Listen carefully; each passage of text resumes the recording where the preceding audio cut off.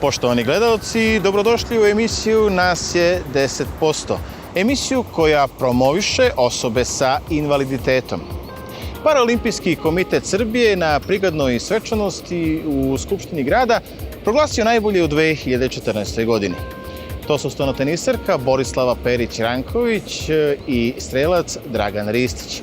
Kada je reč o ekipama, to je naš ženski stenoteniski tim koji je na svetskom šampionatu u Pekingu osvojio zlatnu medalju. A najuspešniji trener je selektor atletske reprezentacije Srbije Vlastimir Golubović. Tradicionalno u Malmeu svake zime održava se zanimljivo sportsko takmičenje na kojem se okupljaju osobe sa invaliditetom iz cele Evrope. I ove godine Srbiju je predstavljao tim iz Beograda. A na početku, pre nego što vam predstavimo Centar za orijentaciju društva, pogledajte jedan zanimljiv spot.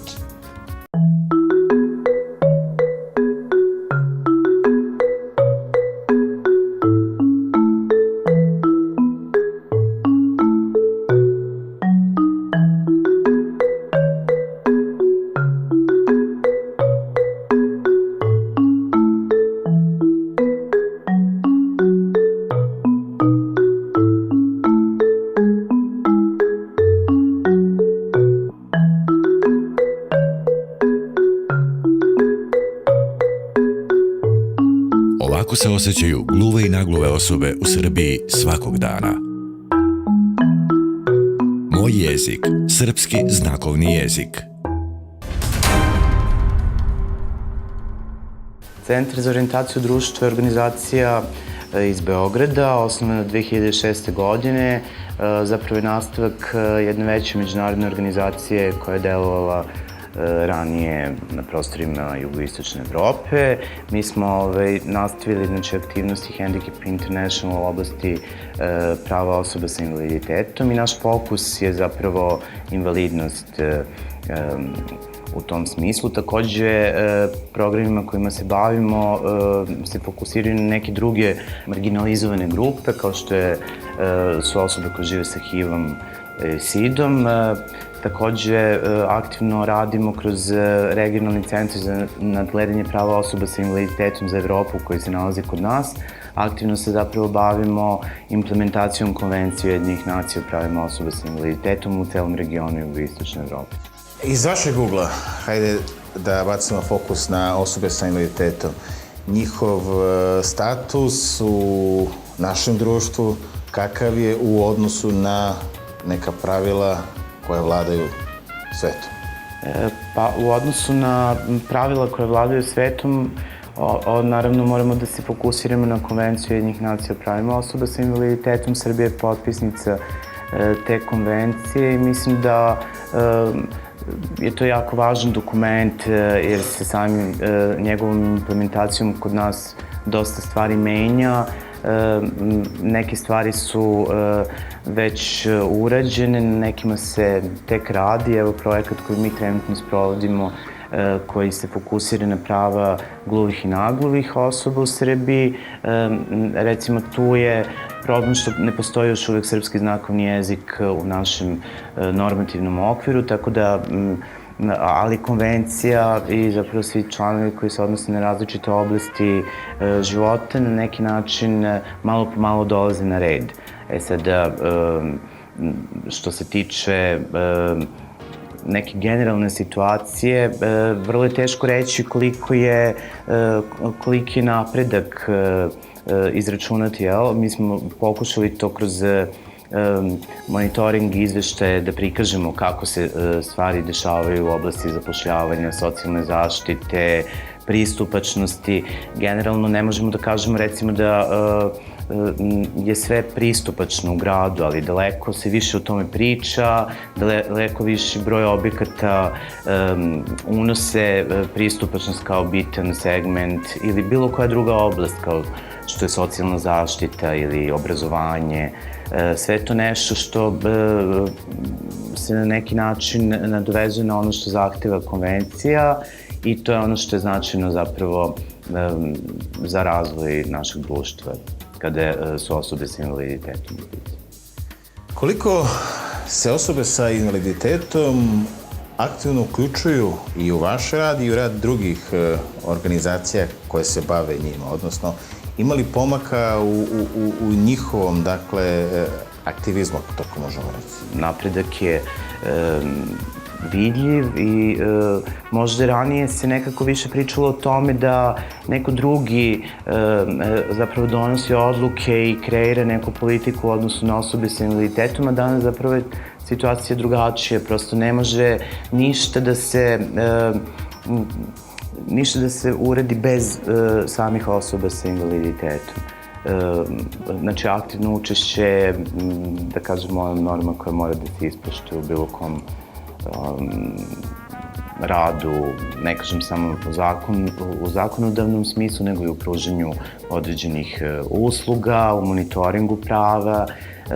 Znači, izveštaj koji smo mi pripremili, koji se bavi monitoringom, odnosno implementacijom Konvencije Ujedinjenih nacija, je uključila baš to, lokalne aktere, lokalne organizacije osoba sa invaliditetom koji su iz različitih svojih nekih uglova, da li kao dobrih poznavaoca medija ili pak zakona ili uopšte tih nekih, nama je u fokusu zapravo lična priča, individualno iskustvo osobe sa invaliditetom. To je neka kruna oko koje se sve odvije, kako se zapravo, šta je ono što same osobe sa invaliditetom kažu o svom položaju i zapravo je tokom projekta uključenje osoba sa invaliditetom bilo najbitnije, znači da oni sami istražuju, međusobno komuniciraju dokle se, šta je dobro, šta je loše, dokle se stiglo, šta je ono što treba da se uradi. Određene preporuke su formirane koje su, evo baš kada pričamo o Srpskom zakonom jeziku, jedna od preporuka tog izveštaja je bila da bi trebalo na neki način da se reguliše kroz zakon upotreba znakovnog jezika. Sada je vrlo zapravo aktivno se krenuo taj neki advokasi da bi taj zakon što pre zaživeo i tako omogućio zapravo gluvim i nagluvim da uživaju svoje pravo. I evo na kraju, koliko se menja svest ljudi u Srbiji kada je reč o odnosu prema osobama sa invaliditetom? Svest ljudi mora da se menja na različite načine. Mi smo tako kroz projekat Pravo na informisanje zapravo napravili promo spot koji opisuje, odnosno promoviše prava osoba sa invaliditetom na jedan nesvakidašnji način. Znači, stavili smo osobu koja čuje u kontekst stvarnosti da je sve oko nje na znakovnom jeziku i samim tim na neki način pokušali da prikažemo opštoj populaciji kako bi izgledao svet iz te perspektive kada bi mi morali da komuniciramo na znakovnom jeziku, na primjer, a da ga ne znamo. Tako da, taj spot je odlično prihvaćen. Mediji su jako značajan segment svega toga, zbog toga se treba i na tu oblast najviše usmeriti kada je u pitanju promjena svesti. Ali svakako u odnosu na neki raniji period, posebno pre potpisivanja i ratifikacije konvencije, daleko bilo drugačije. Mislim da sada ljudi ipak imaju više informacija o tome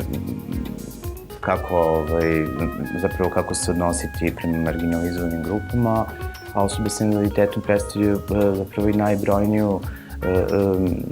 Mislim da jednostavno cela ta neka promjena u društvu krenula baš od samih osoba sa invaliditetom kada su u pitanju neke druge marginalizovane grupe.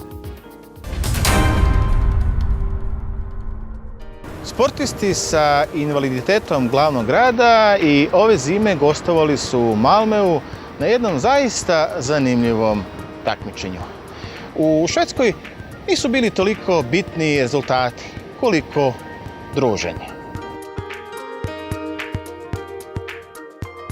Gospodine Gajiću, tradicionalno u Malmeu se osvajaju odličje.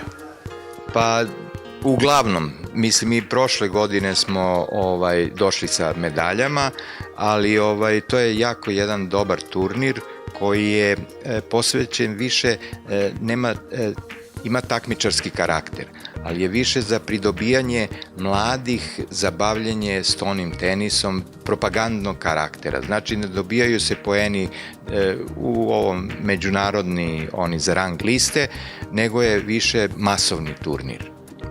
Sve to, koliko Malme Open doprinosi generalno aktiviranju osoba sa invaliditetom da se uključe u sport? Pa ja mislim da Malme Open kao turnir koji prikuplja mlade igrače, da je u ovom trenutku, odnosno gde smo mi bili kao drugi put, bio izuzetno jak i mnogo je bilo mladih igrača i kvalitetnih. Miloše, tvoji utisci? Moji utisci su prezadovoljan sam bio tamo sam osvojio tri pobjede, sam imao 5 poraza, igrao sam sa prvakom sveta, bio sam u grupi drugi, prošao sam grupu i onda sam tamo izgubio. Kako je bilo biti u društvu ovakvih asova kao što su Zoran Gajić i Sveta Dimitrijević? Počastvovan sam time, što sam u njihovom društvu. Ja sam Maša. Milica. Maša i Milica bile su u Malmeu i da čujemo dakle te prve utiske i sa takmičenja i van sportskog terena. Što se tiče takmičenja, dopalo nam se. Jedino je malo bio problem pošto su sve kategorije bile pomešane i onda nismo baš mogli dovoljno da dođemo do izražaja, ali smo se trudile najbolje što možemo i uglavnom bio jedan sudija koji je najbolji sudija u Švedskoj, on je u kolicima čovek i rekao je da nas je posmatrao dok smo igrale i da imamo stvarno potencijala i da će nam čak poslati i boće, koji su malo lakše da bismo mi mogli bolje da igramo i da nas očekuje i sledeće godine. Dakle, možemo da očekujemo još bolje rezultate? Pa naravno, što više vežbe i truda, mi se nadamo da ćemo sledeće godine biti malo bolji. A kada je reč o sportu, koliko on utiče uopšte na vaš zdravstveni status i na vaše raspoloženje generalno?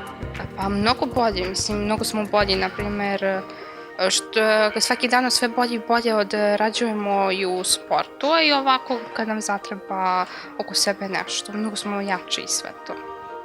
Pa naše bolesti zahtevaju da se mi svakodnevno bavimo bilo čime, da li vežbama, sportom, zbog naših mišića, a i mislim da i psihički to dobro utiče na nas. Što upoznamo nove ljude, postajemo i precizni, strpljivi, tako da. Da li se na ovakvim skupovima rađaju i nove ljubavi? Pa, boga mi, onako, ima i toga. Pa bude, ne kažemo da nema.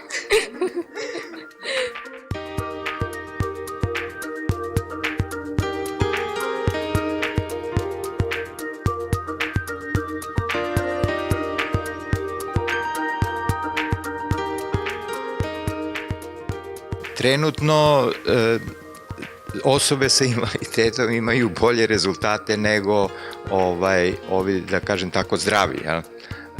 Ali stvarno se sistematski radi i ima centar koji je u Novom Sadu, klub Spin, oni rade, boga mi, 2 puta dnevno treniraju i donose medalje sa ovih međunarodnih, svetskih i olimpijskih igara, donose medalje, mislim, stvarno su kvalitetni. Sad mi pokušavamo i u Beogradu ja pokušavam da pomognem ovim momcima, ovim mlađim.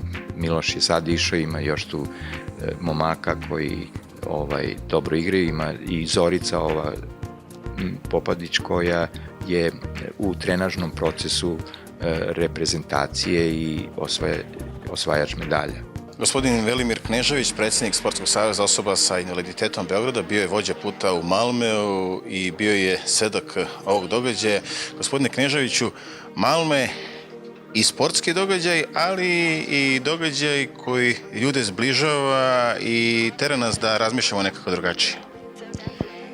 Hvala vam. Pa upravo tako kao što je i vaša emisija je sa takvim ciljem u onom što je sport osoba s invaliditetom, Malmö Open predstavlja upravo takvu manifestaciju. Traje već skoro 4 decenije, 38 godina. Posle paraolimpijskih igara to je najmasovniji sportski događaj za osobe s invaliditetom.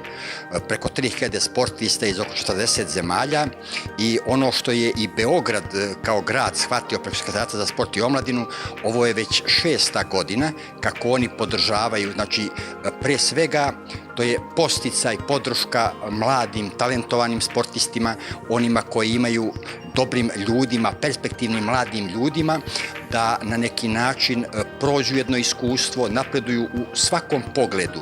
To je jedan veliki doprinos u napređivanju uopšte položaja osoba s invaliditetom u onom smislu u kome je sport jedna bitna socijalna funkcija na tom planu unapređivanja odnosa. Šta od Malmöa možemo da naučimo, a da primenimo u Beogradu, što ne košta puno, a zahteva tako malo? Uslove i način života, odnos prema ljudima s invaliditetom. Mi smo bili smješteni u hotelu, to je, ja mislim, čak jedini hotel u svetu u kome je sve prilagođeno korisnicima kolica.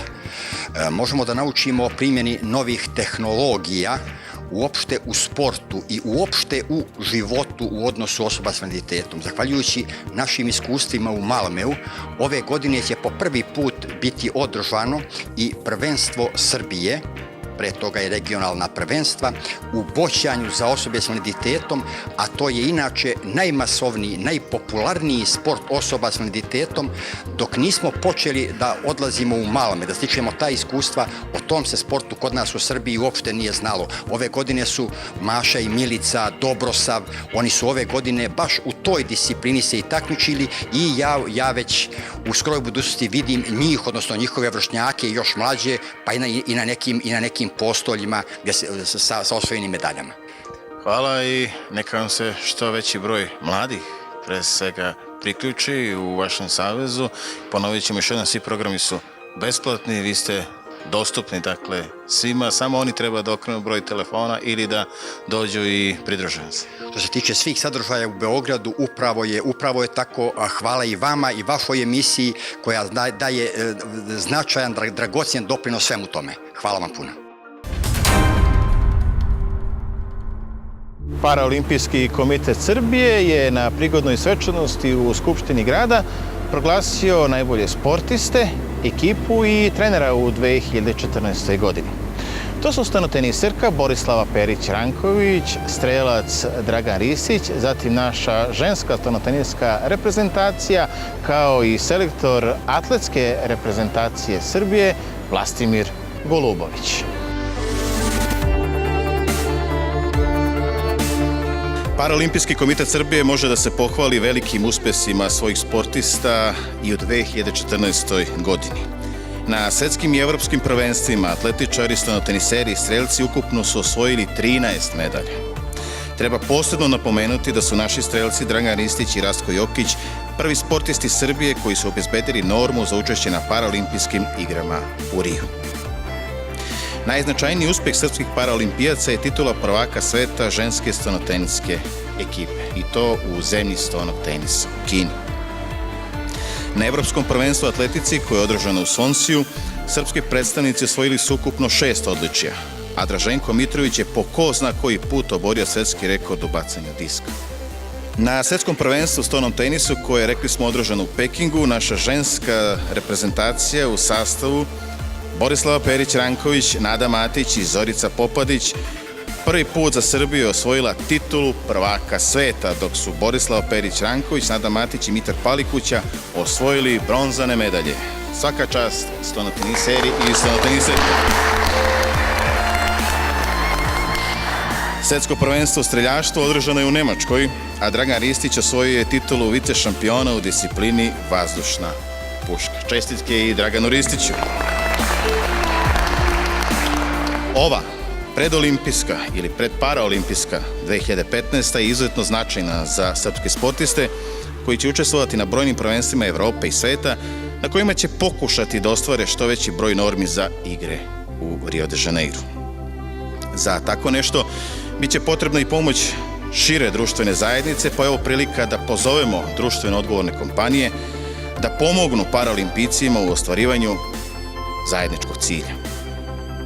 Podsjetimo, u Londonu je naša 13-člana delegacija osvojila ukupno 5 medalja, od toga 2 zlatne i 3 srebrne. Također treba napomenuti da su tada, u Londonu na paralimpijskim igrama svetske rekorde oborili Tanja Dragić, Draženko Mitrović i Željko Dimitrijević. A koliko je teško osvojiti odličje na paralimpijskim igrama govori podatak da je u Londonu učestvovalo više od 4000 sportista iz oko 170 zemalja. Od naših paralimpijaca očekujemo da zasijaju punim sjajem i u Brazilu. U njihovo znanje, posvećenost i želju ne sumnju. Ovom prilikom Paralimpijski komitet Srbije izražava veliku zahvalnost Ministarstvu omladine i sporta Republike Srbije i gradu Beogradu na velikoj podršci, zahvaljujući koji su ostvareni dosadašnji rezultati. Još jednom čestitke našim paralimpijcima za sve ono što su učinili u 2014. i želimo im puno uspeha u ovoj 2015. Ovo je trenutak da se upale motori za, kako reče voditelj, za ono što nam predstoji u sledećem periodu, a pre svega mislimo na ovo kao predolimpijsku godinu za velike igre u Riju. Želim vam svima uspeha i naravno da se nakon toga okupimo i ovde i da proslavimo i nove medalje. Živeli!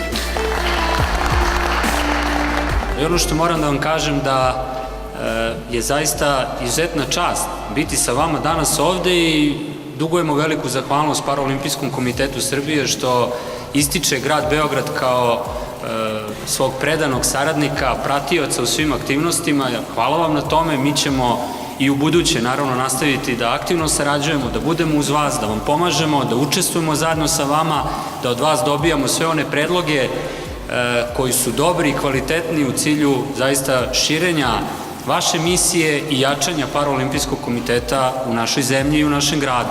Prvo ćemo uručiti priznanje najuspešnijoj sportistkinji Srbije.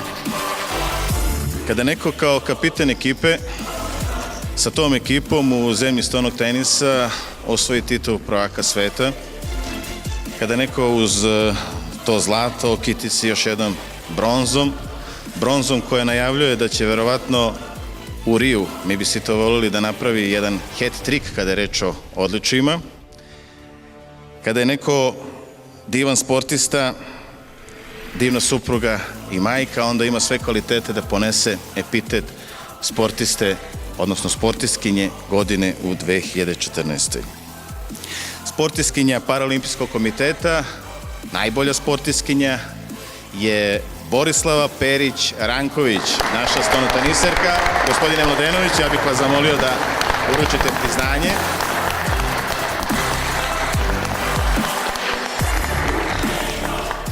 U svim ovim priznanjima koja primamo mi sportisti, veliku ulogu imaju i naši treneri, naši selektori, da kažemo i naše porodice, naša deca koja zajedno sa nama trpe sve ono naše odsustvo, ali u neku ruku doprinose svim tim velikim priznanjima da budu još veća i da se potrudimo za sledeći put da budu još veća. Hvala vam svima puno.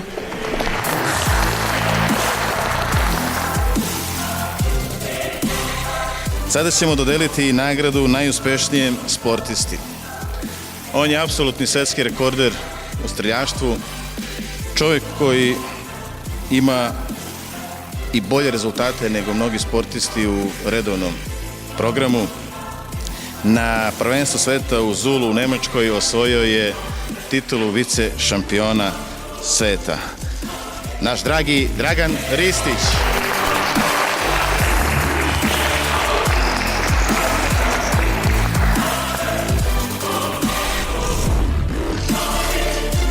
Nadam se, eto da kažemo, ime svih strelaca da ćemo se potruditi da i u narednoj godini postižemo još bolje rezultate i da ne budemo samo nas dvojica strelaca u Riju, nego nas više. Hvala vam svima. Sada ćemo dodeliti nagradu najuspešnijem timu. Naša ženska stonoteniska reprezentacija u sastavu Borislava Perić-Ranković, Nada Matić i Zorica Poprodić. Izvolite. Želim da se zahvalim u ime cele ekipe i svih onih koji stoje iza ovoga i da kažem da je ovo nama samo podstrek da probamo da ostvarimo još jedan naš san, a to je da probamo da se domognemo i olimpijske ekipne medalje, bilo kakve boje. Hvala vam svima.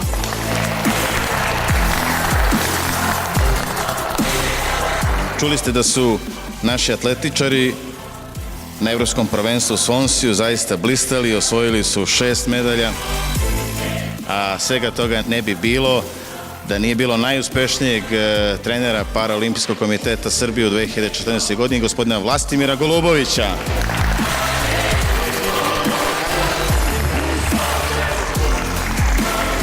Ja se u ime sportista i ispred trenera i svih onih koji su uključeni, pre svega zahvaljujem Ministarstvu omladine i sporta koje nas podržava, jer da nije te uredbe vlade o nacionalnim priznanjama i nagradama, ne bi bilo mnogih ovdje u ovom sportu. To je jedan veliki podstrek koji je za sve nas izuzetno važan. Time su pokazali da nas ravnopravno cene i naše rezultate izjednačaju sa sportistima opšte populacije ili ostalim sportistima, što je velika čast i zadovoljstvo.